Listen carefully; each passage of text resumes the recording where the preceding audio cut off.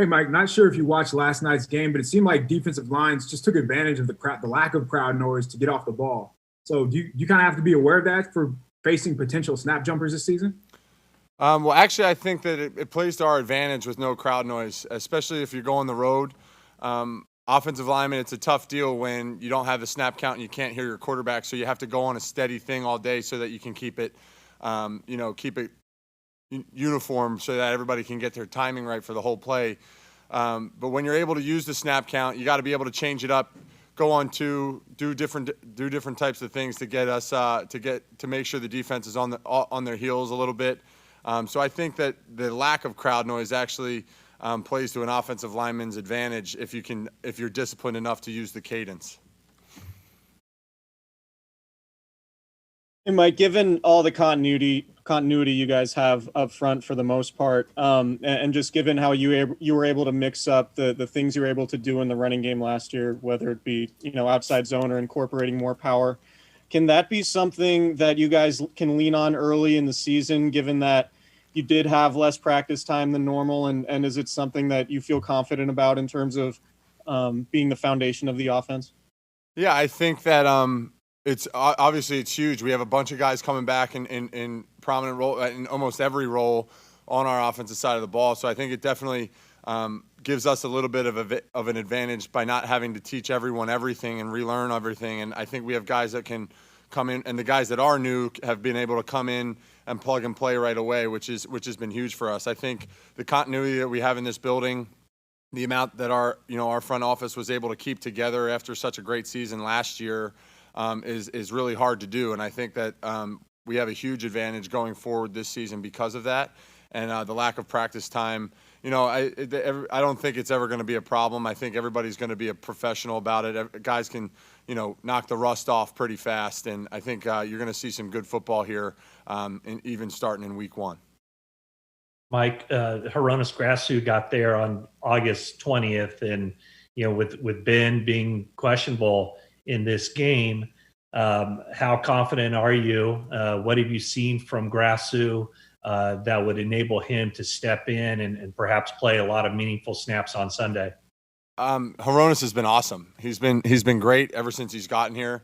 He's taken our offense in stride, and obviously as the center, you have to be able to command everything out there. And he's done an unbelievable job as he's been in there with us for that. So whether it's Ben, whether it's him, I don't think we're going to skip a beat. Hronis is a great football player, a really tough fighter, and he's going to be great for us when his time comes. He's been a great fit in our O-line room. He's got great ability, and he's gonna be fine if his time does come to play on Sunday. Two more for Mike. Hey, Mike, with everything that's gone on in this offseason, does this week 1 feel any differently let me start that over. Does this week 1 feel any differently mentally than it has in the past?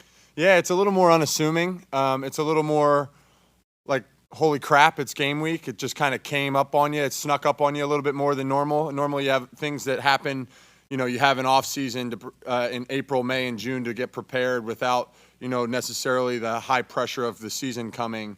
And then you have training camp and the preseason games, and it's all kind of a gradual build up to everything that you work for, which is the regular season. And I think it just came on a little quicker this year.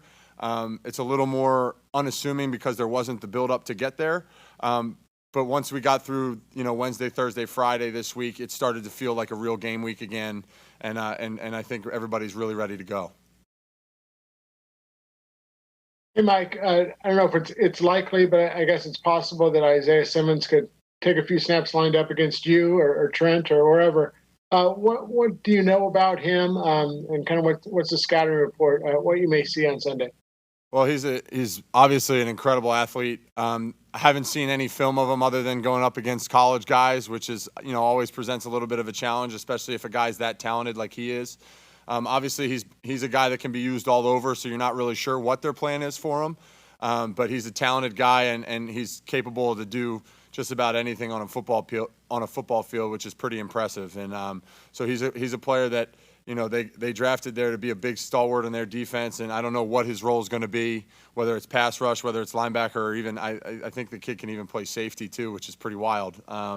So he's kind of the total package, and we'll see on Sunday what they want to do with them, and we'll be ready for everything.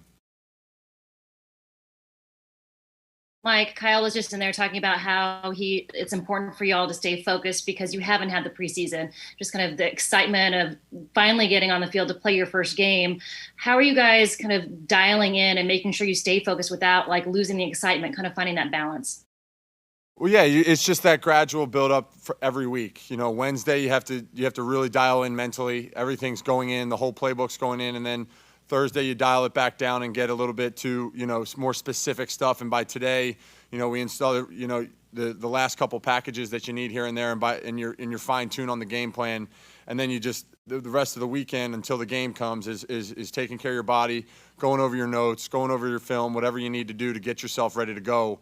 And it's just about that gradual build up emotionally that you know, the football week kind of always has. And we have a lot of great pros in our building. Everybody's going to be, you know, as prepared as ever to get going and get ready to play. And it's just about, I don't think focus or lack of intensity is going to be a problem for this group. I'm pretty confident in that. The last one for Mike. Hey, Mike, yesterday Richard Sherman was talking about how important it is for him to always be learning, even from his younger teammates, guys that, you know, would seem to be learning from him all the time, but he kind of flips it. I'm just curious. I know you had a locker next to him for a while there. I don't know if you still do, but what have you seen from him in terms of him maybe sidling up to younger guys, even someone such as yourself, and trying to continue to learn and grow in the game?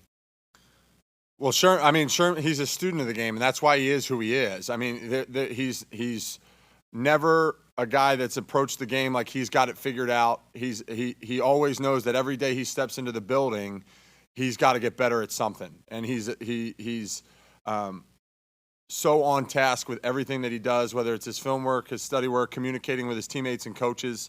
I mean, there's nobody that I've ever been around that's, you know, as good of a professional, I think, as Richard Sherman is.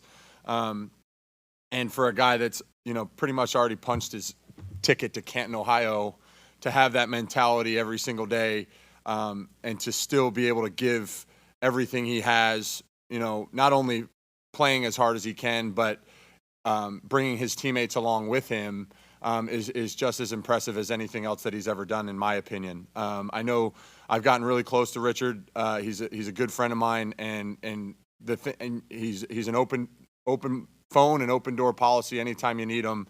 And not only stuff like, you know, obviously I play offensive line and he plays cornerback, and there's not much, you know, takeaway on our football games, but the things that he teaches you about how to be a teammate, how to be a professional, how to be a leader, and those kinds of things you can take from him, you know, until he's out of this building, which hopefully isn't for a while. So it's Sherm's an unbelievable guy to be around, an unbelievable resource, and obviously, you know, his football game speaks to itself. All right. Thanks, Mike. Go Irish this weekend.